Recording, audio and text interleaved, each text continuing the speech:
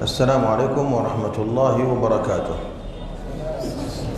الحمد لله رب العالمين، والصلاة والسلام على نبينا محمد وعلى آله وصحبه أجمعين، أما بعد. فاليوم هو الدرس العاشر من شرح العقيدة الطحاوية. أسأل الله التوفيق والسداد. আসসালামু আলাইকুম ওয়া রাহমাতুল্লাহি ওয়া বারাকাতুহু। আমাদের সম্মানিত শেখ যথারীতি আল্লাহর প্রশংসা করে এবং নবী মুহাম্মদ সাল্লাল্লাহু আলাইহি ওয়াসাল্লামের জন্য দোয়া করে তথা সালাত সালাম বারাকা কামনা করে দাস শুরু করেছেন এবং তিনি বলছেন, আজকের আমাদের এই দাসটি আকীদা তাহাবিয়ার ব্যাখ্যা বিষয়ে দশম দাস। يوجد سؤال من الأمس أرجئ الإجابة عنه إن شاء الله إلى وقت آخر لحاجة في نفسي.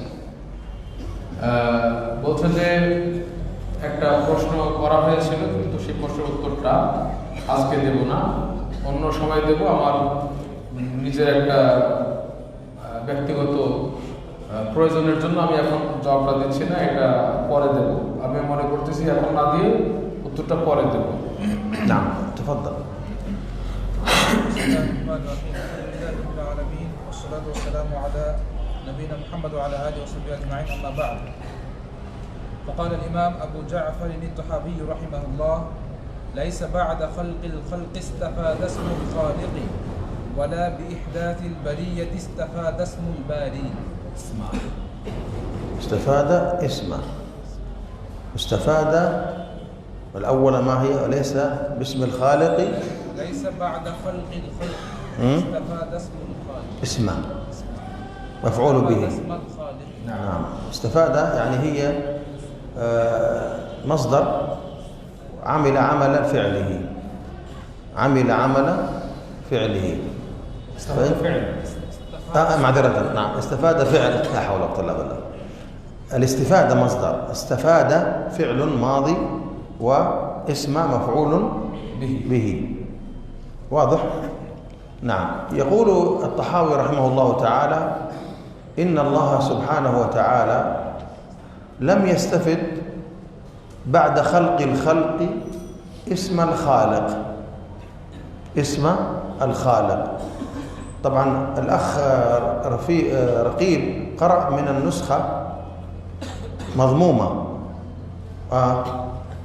لا شيء بدون تشكيل. أحيانا يكون الخطأ في التشكيل. نعم.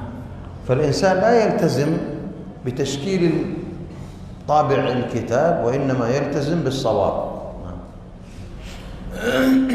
আমাদের শাইখ বলছেন যে আল্লাহ সুবহানাহু ওয়া তাআলা তিনি খালিক নামটা, মানে তিনি যে সৃষ্টিকর্তা, খালিক মানে সৃষ্টিকর্তা, এই যে নামটা, এই নামটা তিনি বিশ্বজগৎকে সৃষ্টি করার পরে অর্জন করেছেন, বিষয়টা এমন না। তো এখানে আমাদের ছাত্র, স্নেহের ছাত্র রাকিবুল ইসলাম সাহেব বলছেন যে সে পড়তে গিয়ে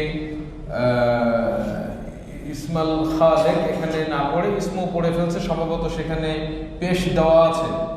তো অনেক সময় আমি বলতেছি সাহেব মনে করছে যেহেতু পেশ দেওয়া আছে, তো আসলে পরে ছাত্র বলছে যে না, পেশ দেওয়া নাই, সে নিজেই পড়ছে এরকম।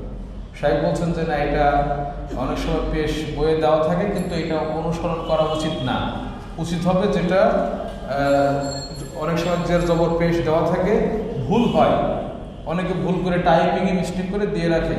ছাত্রদের উচিত হবে যে সে যে নিয়ম আছে, মানে নাহুর যে নিয়ম, সেই নিয়ম অনুযায়ী যেটা সঠিক সব সেটা সে পড়বে। তো এখানে আসলে আমাদের ছাত্র বলছে যে এখানে এরকম দেওয়া নেই, কিন্তু সে পড়েছে। আর সাহেব বলছেন যে ইস্তাফাদা এটা হলো ফেল মাদি, আর ইসমা আল খালিক ইসম এটা হলো মাফউল বিহি, আর ফাইল হচ্ছে আল্লাহ জমির। এই ইস্তাফাদার মধ্যে জমির আছে, এটা হলো ফাইল। হ্যাঁ। ولكن لا يصلح الكتاب، ولكن لا يصلح الكتاب، لا يصلح النسخة زاعما أنها هكذا فيها بالنسبة للأصول، تحقيق المخطوطات أو رواية الرواية، يقول كذا والصواب كذا، يعني لأنه أحيانا تحتمل اللفظ أكثر من إعراب، فلا يكون تصحيحك هو الموجب الصحيح للكلام. فمثل هذا الحال لو كان مضبوطا بالشكل تبين أنه ضبط هكذا، والذي يظهر لي أن الصواب هكذا. نعم. ما شاء الله، هذه فائدة. نعم، هو أنا أردت أن أمشي عنها لكن قلت دعاء. বলছে যে অনেক সময় এরকম যদি জেদ জবর পেশ ভুল দেওয়া থাকে তাহলে ওখানে ঠিক করতে নেই, যেখানে পেশটা দেওয়া আছে ও জায়গাতে অনেকে কেটে হয়তো জবর দিয়ে দিবে, এটা করা ঠিক না। সে ওই নিচে ওখানে একটা চিহ্ন দিয়ে নিচে লিখবে যে এইভাবে এখানে লেখা আছে পেশ, কিন্তু আমার কাছে যেটা মনে হচ্ছে যে এখানে সঠিক হবে এইভাবে নিচে লিখবো, ওই জায়গাতে ঠিক করবে না। কেন ঠিক করবে না? কারণ অনেক সময় দেখা যায় যে যেটা দেওয়া আছে বা সে একটা ভাবছে, এবং অনেক সময় হতে পারে যে একটা শব্দকে কয়েকভাবে পড়া যায়, হয়তো এখানে না অন্য কোথাও থাকতে পারে, এরকম যে সম্ভাবনা আছে। অনেক হাদিসের ক্ষেত্রে থাকে দুই রকম পড়া যায়, দুই রকম। তো এই জন্য সে যেটা মনে করতেছে নিচে লিখবে, উপরেটা সংশোধন করার দরকার নেই যে এটাই মানে অজীব ওটাই করতে হবে, এরকম লেখার দরকার নেই, নিচে সংশোধন করবে না। وهذه المسألة معروفة في مصطلح الحديث اسمها مسألة إصلاح الكتاب أو إصلاح الأصول أو تغيير الأصول الخطية التي كتبت أو نقلت من كتاب الشيخ، اسمها مسألة إصلاح الكتاب. إصلاح الأصول مسألة طويلة. الأصول الأصل الذي استفاد منه النقل، نقله. نعم. এটা মুস্তালাহুল হাদিসে এইটাকে বলা হয় ইসলাহুল কিতাব, মানে কিতাবে অনেক সময় এরকম ভুল থাকলে এই মাসালাকে বলা হয় কিতাব সংশোধন বা ইসলাহ আল উসুল, তাগয়িরুল উসুল এরকম বলে। অর্থাৎ একটা জিনিস যেখান থেকে মূল থেকে নিয়ে আসছে সেখানে হয়তো একটু এরকম ছিল, সে পরবর্তীতে ওটা চেঞ্জ করে বা সংশোধন করে, এই মাসালা নামে পরিচিত এটা। هناك يتكلمون نصحهم لا يتكلمون أو يذهبوا إلى مكان آخر. এই তোমরা ওখানে কি কথা বলতেছো? যদি তোমরা এখানে চুপচাপ বসতে না পারো, শাইখ কিন্তু রাগ করছে না অনেক, যাদেরকে চলে যেতে বলো। لا تشغلون في الدرس. দার্সের সময় তোমরা কথা বলে শাইখকে ডিস্টার্ব করবে, এটা তো ঠিক না। فهمتم؟ এখানে চুপ করে বসে থাকবা, না হলে فهموا؟ বুঝতে পারছো কথাটা কি? বুঝতে আসছে? তোমরা যারা কথা বলতেছো, কে কথা বলছো? এখানে হাত তোলা দেখি, কে কথা বলছো? একজনকে উঠিয়ে দিই। হ্যাঁ, কে কথা? তুমি কথা বলছো যে মাথা জোগাইতেছে, তুমি আর একটাও কথা বলবো না। بارك الله فيكم. نعم. الآن في العالم كلهم يعرفون. نعود إلى ما نحن فيه. الله سبحانه وتعالى أسماؤه أزلية. هذه المسألة أسماؤه أزلية، أو بتعبير الطحاوي وغيره قديمة، لم تكن حادثة، لأنها لو كانت حادثة لما وجد الاسم إلا بعد وجود صفته أو وجود موصوف، يعني المفعول. مثلا الخلق، صفة الخلق، اسم الخالق ما عرف أو ما وجد إلا بعد خلق المخلوق. هذا معناه أن اسم الله ليس قديما، وإنما جاء بعد وجود ماذا؟ المخلوقات. هل المخلوقات أزلية؟ لا، المخلوقات ليست قديمة، لا نقول بقدم العالم، كفر. الأزلي وحده هو الله، كان الله ولم يكن شيء قبله، فهو الأول بأسمائه وصفاته، فلم يستفد اسم الخالق بعد الخلق، ولا اسم إيش؟ الباري بمعنى الخالق. أيضا في فروق دقيقة بين الخالق والبارئ بعد وجود الخلق، بعد وجود البرية، بل أسماؤه ماذا؟ قديمة، أسماؤه أزلية. نعم. শেখ বলছেন যে এখানে যে মাসালাটা নিয়ে আলোচনা চলছে, এই মাসালাটা হলো আল্লাহ সুবহানাহু ওয়া তাআলার নামগুলি হচ্ছে আজালি, ওয়ানাদি। তার কোনো এই যে আমরা বলতে পারবো না যে তখন থেকে শুরু হয়েছে, এরকম না, ওয়ানাদি। তো আল্লাহ সুবহানাহু ওয়া তাআলা ইমাম তাহাবী রাহিমাহুল্লাহ উনি এটাকে কদিমা হিসেবে বলেছেন। কদিমা, আজালিয়াটাকে উনি ব্যাখ্যা বর্ণনা করেছেন কদিমা শব্দ দিয়ে। তার মানে হলো হাদিস না, মানে এইটা এমন না যে আল্লাহ সুবহানাহু ওয়া তাআলার নামগুলি একসময় ছিল না পরে হয়েছে, এরকম না। এরকম মানে একদম অনাদি যেটাকে বলে। কারণ যদি আমরা বলতাম যে আল্লাহর নামগুলি হাদিস এটা যদি বলতাম, তার মানেটা কি হতো? তার মানেটা হতো যে মাখলুকাতকে আল্লাহ সুবহানাহু ওয়া তাআলা সৃষ্টি করেছেন, তো এই মাখলুকাতকে সৃষ্টি করার পরেই বলতে মাখলুকাতগুলো কি আজালি না হাদিসা, মানে এটা কি মাখলুকাত বা আল্লাহ যে সৃষ্টি জগৎকে সৃষ্টি করেছেন এটা কি অনাদি না এটা শুরু হয়েছে একটা সময়ে? একটা সময় শুরু হয়েছে না, একটা সময় শুরু হয়েছে। তা যদি আল্লাহর নামগুলো এরকম আমরা বলতাম যে সেগুলো একটা শুরু আছে, তার একটা সময় থেকে শুরু হয়েছে, তাহলে তখন আমাদের অর্থটা কি দাঁড়াতো যে সৃষ্টি জগৎকে সৃষ্টি করার পরে আল্লাহ এই নামটা পাইছেন, এর আগে এটা ছিল না, এরকম হতো। একইভাবে ওখানে যেটা বলছে শেখ যে বাড়ি, এই যে নামটা, এটাও এরকম হতো যে এই বাড়িয়াকে সৃষ্টি করার পরে তিনি এই নামটা পাইছেন, এরকম হতো বিষয়টা। কিন্তু বিষয়টা তো এরকম না। তার নামটা খালেক, বাড়ি এবং আরো যেসব নাম আছে এগুলো পরবর্তীতে অর্জন হয়েছে, এরকম না বিষয়টা। এটা অনাদি, আল্লাহ যেমন অনাদি, তার নামগুলো অনাদি। তিনি মানে অনাদিতে তার অস্তিত্ব, যেমন তার আসমা, তার সিফাতগুলিরও অস্তিত্ব এরকম। তিনি যে মাফল মানে যেগুলো তিনি সৃষ্টি করেছেন, যেমন মাখলুক, এটার পরে তিনি এটা অর্জন করেছেন, বিষয়টা এমন নয়। তিনি আগে থেকেই, যেমন তার নাম এবং গুণাবলীগুলো আগে থেকে। মোতাবলার যে মুসাবাকাত হাফেজগুলো বেশি আছে, তো ওই ছাত্র শুধু মুতাউলার যারা ছাত্র প্রতিযোগী ও হেফজুল কোরআনে, তারা কে কে আছে এখানে? হাত তোলো দেখি। এখানে মুতাউলার প্রতিযোগী যারা ছাত্র কোরআনের প্রতিযোগিতা অংশগ্রহণ করেছে, নাম লিখিয়েছো, কে কে আছে? হাত তোলো। একজনও নাই এখানে। হ্যাঁ, একজন আছে? যাও, চলে যাও।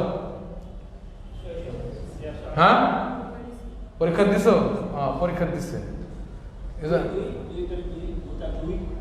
মোতা 2 এর কেউ আছো? মোতা 2 এর পরীক্ষা নাম লিখিয়েছো কিন্তু পরীক্ষা দিছো? যাও, চলে যাও, মোতা 2 চলে যাও সবাই। যারা আছো পরীক্ষার নাম লিখিয়েছো, যে পরীক্ষা দিয়ে যাও। হাউলাই শারাকু আও সাজ্জালু আসমাআহুম ফি মুসাবাকাত হিফযুল কুরআন আলাহুম يختبرون. نعم. نعم شيخنا. إذن لم يستفد أسماءه بعد وجود المفعولات، وإنما أسماؤه أزلية. نعم، أبدية. আল্লাহ সুবহানাহু ওয়া তাআলার নামগুলি যেমন অনাদি, সেগুলো তেমনি অনন্ত। অনাদি তার মানে বিভিন্ন নাম, ওই নামের যে আসারটা, তার সেই নামের মাধ্যমে যে সেই নামের আলোকে যে কাজটা হয়, সেই কাজটা হওয়ার পরে তিনি নামটা পেয়েছেন, বিষয়টা এমন নয় না। والبارئ والخالق من أسماء الله كما قال سبحانه: والله الخالق البارئ المصور له الأسماء الحسنى. وهذه الثلاثة أسماء فيها اتفاق في الخلق، فأعلاها أوسعها الخالق. فالخالق بارئ وزيادة، والخالق مصور وزيادة. فالخالق أعم الأسماء الثلاثة، أعم الأسماء الثلاثة. বলছেন যে আল্লাহর যে নাম খালেক, বারি এবং মুসাউবির, এই তিনটি নাম, এই তিনটার ভেতরেই মানে সৃষ্টির যে বিষয়টি তিনটার ভেতরেই আছে। কিন্তু এর ভিতরে শেখ আগেও বলছেন যে একটু পার্থক্য আছে। তার ভিতরে যে খালেক এটা সবচেয়ে ব্যাপক। খালেক এর ভিতরে সবচেয়ে এটা হচ্ছে এর অর্থটা বাকি দুইটার চাইতে বেশি ব্যাপক। তার মানে যখন বলা হবে বাড়ি, বাড়ি বললে সেখানে খালেক এই অর্থটাও পাওয়া যাবে, মানে সৃষ্টিকর্তা, এবং অতিরিক্ত আরো একটু বিষয় আছে। একইভাবে মুসাউবির এই নামটা যখন বলা হবে এর অর্থ একদিকে যেমন খালেক, সাথে অতিরিক্ত জিনিস আছে, তাহলে খালেকটা এটা ব্যাপক, আর এগুলিতে খালক এবং সাথে অন্য কিছু আছে না। فالخالق يخلق من العدم، يقول له كن فيكون، ويخلق الشيء من الشيء. مثلا خلق، أول ما خلق المخلوقات كن من لا شيء، من العدم، كان بعد أن لم يكن. آدم خلقه من شيء، من تراب، من طين. أبناء آدم من الأب والأم، من شيء سابق. التصوير هو صفة للخلق كيف يكون، لا مما يكون، الصفة التي سيكون عليها المخلوق، صورة، وكلها خلق. لكن البارئ قيل إنه الذي يخلق من شيء سابق. بارئ البرايا، خير البرية، وفي قراءة ورش البريئة. البرية والبريئة يعني الخليقة، خلقهم الإنس والجن من سابق، من التراب، من شيء موجود سابقا. إذن ما الفرق بين الثلاث؟ الخالق يخلق من العدم ويخلق شيئا موجودا من شيء موجود. البارئ يخلق من شيء موجود. المصور الصورة التي يظهر عليها الخلق. শেখ বলছে যে তিনটার অর্থটা কেমন। তিনটার অর্থ হলো যে খালেক মানে সৃষ্টিকর্তা, যে নামটা আসছে এর অর্থ হলো যে তিনি সৃষ্টিকর্তা এমনভাবে যে তিনি সৃষ্টি করেছেন যা কোনো কিছু ছাড়াই, কোনো কিছু ছিল না, কোন ফায়াকুন হয়ে গেছে। তার মানে খালেক বলা হয় এমন সৃষ্টিকর্তাকে যিনি কোনো কিছুকে সৃষ্টি করেন অথচ তার পূর্বে কিছুই ছিল না। কোনো কিছু থেকে যে সৃষ্টি করেছেন এমনটা না, অনস্তিত্ব থেকে যিনি অস্তিত্ব দেন, সৃষ্টি করেন। কোনো কিছু ছিল না, সেটাকে পরে হয়েছে, তাকে খালেক বলা হয়। একইভাবে খালেক বলতে এটাও বোঝায় যে যিনি কোনো জিনিস আছে সেই জিনিস থেকে আরেকটা জিনিস সৃষ্টি করেন, সেটাকেও খালেক বলা হয়। যেমন আল্লাহ সুবহানাহু ওয়া তাআলা তিনি এই যে বিশ্বজগৎকে সৃষ্টি করেছেন, এক সময় আল্লাহ ছাড়া কিছুই ছিল না, তো তিনি এই বিশ্বজগৎকে সৃষ্টি করলেন। তো কোনো কিছু থেকে তো এমনটা না যে তিনি আরেকটা জিনিস থেকে বিশ্বজগৎকে বানাইছেন, একটা অনস্তিত্ব থেকে বিশ্বজগৎকে তিনি অস্তিত্ব দিয়েছেন, সৃষ্টি করেছেন, এটাকে বলা হয় খালেক। একইভাবে আদমকে সৃষ্টি করলেন আল্লাহ, তিনি একটা জিনিস আছে তার থেকে আরেকটা জিনিস সৃষ্টি করেছেন। যেমন আদমকে সৃষ্টি করেছেন মাটি থেকে, মাটি ছিল, সেখান থেকে আদমকে সৃষ্টি করেছেন। তো এটাও খালেক, মানে খালেকের তার দুইটা অর্থ হয়। একটা কোনো কিছু থেকে, কোনো কিছু ছাড়াই অনস্তিত্ব থেকে যিনি সৃষ্টি করেন তিনিও, সেটাও খালেক, এবং যিনি কোনো বস্তু থেকে আরেকটা জিনিস তৈরি করেন সেটা হচ্ছে খালেক। যেমন আরো বললেন শায়েখ, যেমন আদম থেকে তার সন্তানদের খেলা সৃষ্টি করেছেন, আদম থেকে তার সন্তানদেরকে খালেক। আর মুসাউবির সম্পর্কে শায়েখ বলছেন যে মুসাউবিরটা হলো এইটা, এটাও সৃষ্টিকর্তা, কিন্তু এর অর্থ হলো যে কোন আকৃতির উপরে সৃষ্টিটা হবে, কোন আকৃতির উপরে সৃষ্টি হবে, এটাকে বলা হয় মুসাউবির। মানে তিনি কোন আকৃতিতে সৃষ্টি করতেছেন, কিভাবে সৃষ্টি করতেছেন, একটা সিফা। মুসাউবির হলো খালেকের একটা সিফা, তিনি কোন আকৃতিতে সৃষ্টি করবেন। আর বারিয়া, বাড়ি এর অর্থ যেটা তিনি বললেন যে বারিয়া অর্থ হলো খালিকা, এবং বাড়ির অর্থ তিনি বললেন এটার অর্থ সৃষ্টি করা, কিন্তু কোনো জিনিস আগে আছে সেটা থেকে আরেকটা জিনিস সৃষ্টি করা। তো এই হলো পার্থক্য। তাহলে খালেক কোনো কিছু ছিল না, সেখান থেকে তিনি সৃষ্টি করেছেন। অথচ সৃষ্টি করেছেন, কোনো কিছু ছিল সেখান থেকে সৃষ্টি করেছেন, বাড়ি কোনো জিনিস আছে সেখান থেকে সৃষ্টি করেছেন। আর মুসাউবির তিনিও সৃষ্টিকর্তা, সাথে সাথে এই অর্থটা এখানে পাওয়া যাচ্ছে যে কোন আকৃতির উপরে তিনি সৃষ্টি করছেন। এগুলো তিনটা জিনিসের মধ্যে সামান্য পার্থক্য, কিন্তু সবগুলোর ভিতরেই সৃষ্টিকর্তা বা সৃষ্টি করার এইটা বিদ্যমান আছে না। والله يبرأ ويبرئ يبرأ ويبرئ. يبرأ يعني يخلق، يبرئ يعني يشفي، فالله أيضا يدخل في اسم الباري الشافي. আল্লাহ ইয়াবরাউ ওয়া ইউবরিউ, আর শাইখ বলছেন যে আল্লাহ দুটোই তার কাজ। ইয়াবরাউ এর অর্থ হলো তিনি সৃষ্টি করেন, আর ইউবরিউ তার মানে তিনি রোগ থেকে মুক্তি দেন, শেফা দান করেন। আল্লাহর নামগুলির ভিতরে একটা নাম আছে আশ-শাফি, আশ-শাফি। তো না خلاص الشافي.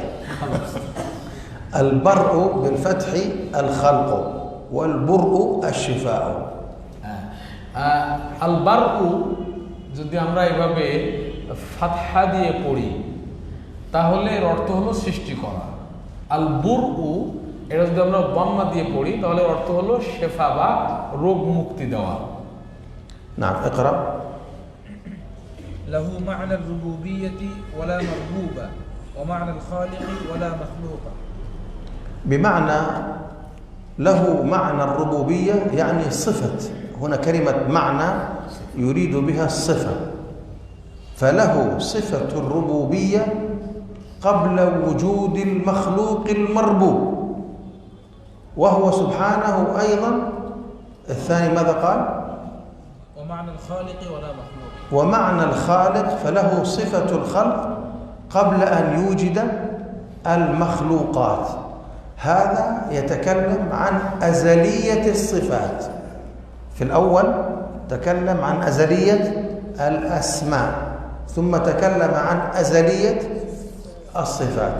ولكن نعم শেখ এখন বলছেন যে এখানে ইমাম তাহাউই প্রথমে তিনি আলোচনা করেছিলেন আজালিয়াতুল আসমা মানে আল্লাহর নামগুলি অনাদি। এখন তিনি আলোচনা করছেন যে আল্লাহর সিফাতগুলিও আজালি মানে অনাদি। তো এখানে তিনি এটা প্রমাণ করতে গিয়ে বলছেন বা সেই বিষয়টি বর্ণনা করতে গিয়ে তিনি বলছেন যে আল্লাহর জন্য প্রভুত্ব একটা সিফাত, রুবুবিয়া আমরা বলি, মানে প্রভুত্বটা বাংলায় বলে কিন্তু আসলে এটা আমি এটার পক্ষে না, কারণ হিন্দুরাও প্রভু বলে তাদের মাবুদদেরকে। আনা ফি তারজামা জিতু শোয়ে আনা কুনতু ফি বাংলাদেশ الناس يقولون للرب প্রভু نفس العربية. هذا প্রভু هذا الهندوسيون يطلقون على آلهتهم প্রভু يعني الرب، اتخذوا أحبارهم ورهبانهم أربابا. প্রভু يعني رب، أيوه يعني مستخدم في اللغات، لكن رب هم তাই। তো যাই হোক, প্রভুত্বের যে বৈশিষ্ট্যটা এইটা আল্লাহর জন্য, এই যাদেরকে আল্লাহ প্রভু মানে কি লালন প্রতিপালন করা, তাদেরকে রিজিক দেওয়া, তাদেরকে লালন পালন করা ইত্যাদি, যে এইরকম যাদেরকে আল্লাহ লালন পালন করবেন, যে মাখলুককে, যে সৃষ্টিকে প্রতিপালন করবেন, এদেরকে সৃষ্টি করার আগে থেকেই আল্লাহর জন্য প্রভুত্বের গুণটা আল্লাহর জন্য আছে। এমন না যে যখন থেকে যাদেরকে পালবেন আল্লাহ পালন করবেন ওদেরকে পাওয়ার পরে তিনি এই বৈশিষ্ট্যটা পেয়েছেন, বিষয়টা এমন না। একইভাবে এই যে সৃষ্টিকর্তার গুণ বৈশিষ্ট্য, এইটাও আল্লাহর আগে থেকেই মাখলুক বা সৃষ্ট মানুষ বা অন্যান্য সৃষ্টি জগৎ এটা পাওয়ার পরে, এটা পাওয়ার আগে থেকে, হওয়ার আগে থেকে, সৃষ্টি করার আগে থেকে আল্লাহর জন্য এই বৈশিষ্ট্যটা, খালেকের বৈশিষ্ট্য আল্লাহর জন্য সাব্যস্ত না। ولا يقصد، والطحاوي رحمه الله لا يقصد أن صفة الربوبية تكون بدون مربوب. في الأزل نعم، لكن بعدين لابد من وجود ماذا؟ من يتخذونه ربا. كذلك صفة الخلق، ما الفائدة من صفة الخلق؟ أن يخلق، فلا بد من وجود المخلوقات. فهمتم؟ لكن الكلام هنا يعني لا يتصور وجود رب بدون مربوبين أو خالق بدون مخلوقين. ما الفائدة من الصفة إذا لم يوجد أثر هذه الصفة؟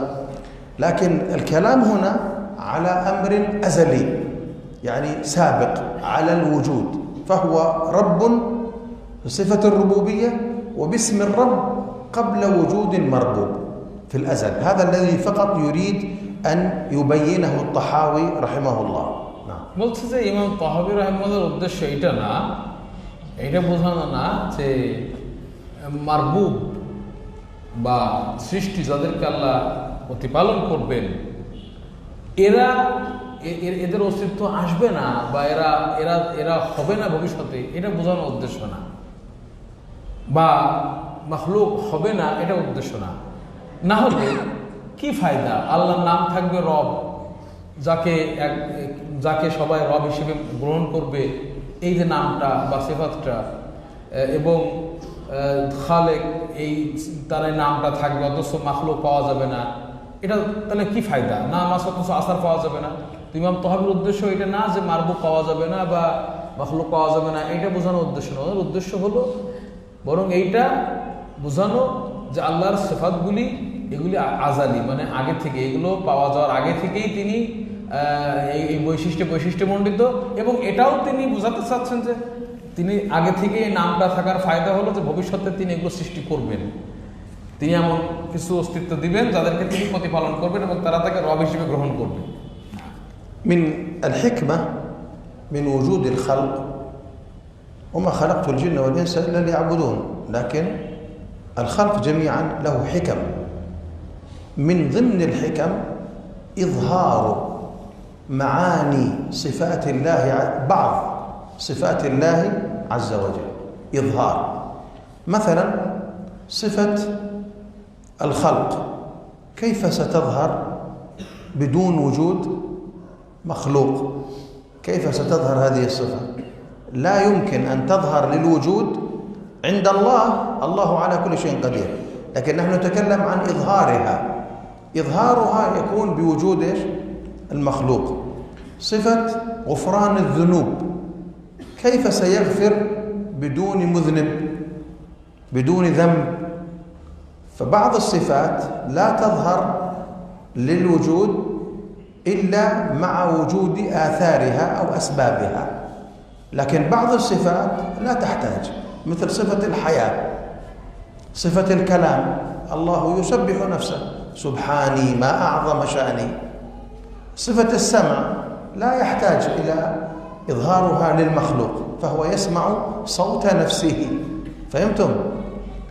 الرؤية، البصر، لا يحتاج إلى وجود المخلوق، الله غني في كل شيء، لكن هذه اقتضت حكمته وجود المخلوقات من الحكم لإظهار الصفات، لإظهار بعض الصفات، إظهار بعض الصفات. أما صفات كثيرة مثل الرؤية، الله يرى ذاته، يرى نفسه، ما يحتاج يعني لظهور الصفة أن يكون هناك مخلوق. وليس معنى هذا أن الله يحتاج ويفتقر إلى المخلوق ليغفر له، لا، فالله متصف بها بدون الحاجة، وإنما اقتضت حكمته إظهار هذه الأمور بخلق المخلوق، ليس لحاجة، فليس بحاجة أن يظهر هذه الصفة أصلا. ما الحاجة؟ يعني الله غير محتاج، لكن إكراما للعباد خلقهم، إكراما لهم غفر لهم. نعم. শাইখ বলছেন যে সৃষ্টিকে সৃষ্টি করার হিকমত কি? বলছেন যে ওমা খালাকতুল জিন্না ওয়াল ইনসা ইল্লা লিয়াবুদুন, সৃষ্টিকে সৃষ্টি করার হিকমত হলো যে তারা আল্লাহর ইবাদত করবে, কিন্তু এটা ছাড়াও আরও হিকমত আছে।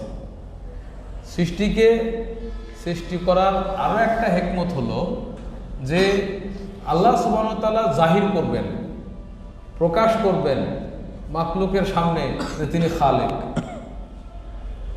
আল্লাহ সুবহানাহু ওয়া তাআলা যদি তিনি তো খালেক, তার ভিতরে সেই বৈশিষ্ট্য আছে, কিন্তু তিনি যদি মাখলুক এই সৃষ্টি জগৎকে সৃষ্টি না করতেন তা আমরা বুঝতাম যে তিনি সৃষ্টিকর্তা। শুধু হয়তো সুন্দর যে তিনি সৃষ্টিকর্তা, কিন্তু জিনিসটা কি সেটা তো হয়তো বুঝতাম না। তো এই যে তার মানে তিনি এখানে একটা কথা বলছেন যে আল্লাহ কিন্তু কোনো প্রয়োজনের কোনো মুখাফেক্ষী তিনি কোনো কিছু না, কিন্তু তিনি সৃষ্টি করেছেন মানুষকে আরো, এটা মানুষের প্রতি তার দয়া, কিন্তু এটাও একটা হেকমা, তিনি সৃষ্টি করেছেন যে তিনি মানুষের সামনে প্রকাশ করবেন তিনি সৃষ্টিকর্তা। একইভাবে তিনি গাফের, গফুর তার একটা নাম। তো তিনি এই যে গফুর এই নামটা, এইটা যদি মুজনিব পাপীর পাপ যদি না থাকতো তা আল্লাহ সুবহানাহু ওয়া তাআলার এই নামটা তো আমাদের সামনে প্রকাশ পেত না। যদিও তিনি কি গাফের এবং গফুর, গফফার তিনি, কিন্তু পাপ পাওয়া যাচ্ছে এবং মানুষ পাপ করে, আল্লাহ সুবহানাহু ওয়া তাআলা ক্ষমা করে দেন, জাহের হচ্ছে যে তিনি গফফার। তো এইটা মানুষের প্রতি তার দয়া। এটা না যে আল্লাহ নিজের নামটা প্রকাশ করার জন্য বা নিজের জন্য খালেক নামটা সাব্যস্ত করতে, গফফার নামটা সাব্যস্ত করতে তিনি এগুলো মুখাপেক্ষী হয়েছেন, বিষয়টা এমন না। তবে কিছু কিছু সিফাতের ক্ষেত্রে তিনি এগুলি, এই তার কাজগুলি তিনি করার মাধ্যমে প্রকাশ করেন যে তিনি এই গুণে গুণান্বিত। আগে থেকে তিনি কিন্তু গুণান্বিত সেই গুণে, কিন্তু সেটা প্রকাশ করেন সেই কাজগুলির মাধ্যমে। আবার আল্লাহ সুবহানাহু ওয়া তাআলার কিছু সিফাত আছে সেইগুলি সাব্যস্ত করার জন্য, মানে জাহির করার জন্য কাজ দরকার হয় না, মাখলুকের দরকার হয় না। দরকার হওয়ার অর্থ এই না যে মানে এই মুখাফেক্ষী আল্লাহ, এটা কিন্তু উদ্দেশ্য না। যেমন কথার কথা, আল্লাহ সুবহানাহু ওয়া তাআলার জীবন, তিনি জীবিত, হাই, যে হায়াত এই সিফাতটা, এটার জন্য তিনি যে হাই, জীবিত, চিরঞ্জীব, তো এইটার জন্য মাখলুকের সৃষ্টির মাধ্যমে প্রকাশ করতে হবে নাকি আল্লাহকে? এটা না। একইভাবে কথার কথা তিনি কালাম, যেটা কালাম তার যে সিফাতটা মুতাকাল্লিম, আল্লাহ কথা আল্লাহ বলেন, এই যে এই কালাম এই সিফাতটা, এটা আল্লাহ সুবহানাহু ওয়া তাআলা নিজেই নিজের প্রশংসা করেছেন, তিনি তো সেটা কালামের মাধ্যমে করেছেন। সুতরাং সেখানে কিন্তু মাখলুকের মাধ্যমে প্রকাশ হচ্ছে বিষয়টা এমন না। একইভাবে আল্লাহর যে সামা, আল্লাহ যেটা শোনেন, যেটা তিনি নিজের তাসবিহ নিজে শোনেন, নিজের তাসবিহ করে নিজে শোনেন, এটার জন্য মাখলুকের মাধ্যমে নিজের এই সিফাতটা জাহির করছেন, বিষয়টা এমন না। আবার যেমন বাসার মানে দেখা, রুইয়া, আল্লাহ সুবহানাহু ওয়া তাআলা নিজেকে দেখেন, মানে আল্লাহ দেখেন নিজেকে, তার মানে তার এই দেখার যে বৈশিষ্ট্যটা, এটা মাখলুক সৃষ্টির মাধ্যমে জাহির হচ্ছে বা জাহির হওয়ার মানে মুখাপেক্ষী না, কোনো কিছুই আল্লাহ কোনো কিছু মুখাপেক্ষী না, কিন্তু তার বাসার এই বৈশিষ্ট্যটা প্রকাশ পাওয়াটা মাখলুকের মাধ্যমে জাহির হচ্ছে না, বরং এটা তিনি নিজেকে দেখছেন। আল হায়া ওয়াস সামা ওয়াল বাসার ওয়াল কালাম, না هو يوجد غيرها لكن তাই, কিন্তু শায়খ বলছেন এটা উদাহরণ দিয়েছেন। বাকি কিছু সিফাত আছে যেগুলি আল্লাহ কোনো কিছুর মুখাপেক্ষী না, কথাটা মনে রাখতে হবে। যে এমনটা কেউ যেন না ভাবে যে মনে আল্লাহ তাইলে মাখলুক ছাড়া, মাখলুককে সৃষ্টি করার আল্লাহ মুখাপেক্ষী নিজের খালেক নামটা জাহির করার জন্য, বিষয়টা এমন না। বরং তিনি মানে তিনি তার বৈশিষ্ট্যমণ্ডিত এবং সেইটা মাখলুকের সামনে সৃষ্টি জগৎকে সৃষ্টি করার মাধ্যমে প্রকাশ হয়ে গেল, এটা হলো উদ্দেশ্য। কিন্তু তার প্রয়োজনের জন্য তিনি এটা করেছেন, বিষয়টা এমন না। ومما يدل على ذلك أن الله سبحانه له أسماء استأثر بعلمها ولم يبرزها لخلقه، مخفية، أو ما قال أو استأثرت به في علم الغيب عندك، في علم الغيب عندك، يعني الله له أسماء، وهذه الأسماء مشتملة على صفات استأثر الله بعلمها ولم يظهرها لخلقه لعدم الحاجة أصلا لإظهارها لخلقه. في كل أسمائه وصفاته لا توجد حاجة، الله غني، يعني حاجة الخلق حاجة للمخلوق. هذا هو. لا يوجد حاجة للخلق لإظهار الصفات كلها، ولكن اقتضت حكمته إيجادهم ليظهر أثر هذه الصفات التي أعلمنا بها.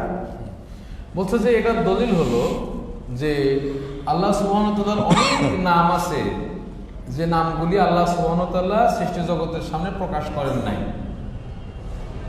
আল্লাহ সেই নামগুলি সৃষ্টি জগতের সামনে প্রকাশ করেন নাই, কারণ প্রয়োজন নাই। কার প্রয়োজন নাই? সৃষ্টির। আল্লাহর কোনো কিছুর আল্লাহর প্রয়োজন নেই, কিন্তু সৃষ্টির প্রয়োজন নাই। এই জন্য আল্লাহ সুবহানাহু ওয়া তাআলা সেই নামগুলি এখন জাহির করেন নাই, দুনিয়াতে প্রকাশ করেন নাই। যেমন একটা দোয়া আছে যে আস্তাসারতা বিহি ফি ইলমিল গায়ব ইনদাক, যে এমন কিছু নাম হে আল্লাহ সেটার ওসিলা করে আমি চাচ্ছি যে নামগুলি আপনি আপনার ইলমুল গায়েবে আপনি শুধু জানেন, আর কেউ সে নামগুলি জানে না, সেই নামগুলোও আমি ওসিলা করে দোয়া করতেছি। তাহলে এখান থেকে বোঝা গেল আল্লাহর অনেক নাম আছে এবং সেই নামের মধ্যে আল্লাহর গুণাবলীও আছে, বৈশিষ্ট্য আছে, সেগুলি তিনি মাখলুকের সামনে জাহির করেন নাই বা প্রকাশ করেন নাই, কারণ এটাতে মাখলুকাতের কোনো প্রয়োজন নাই।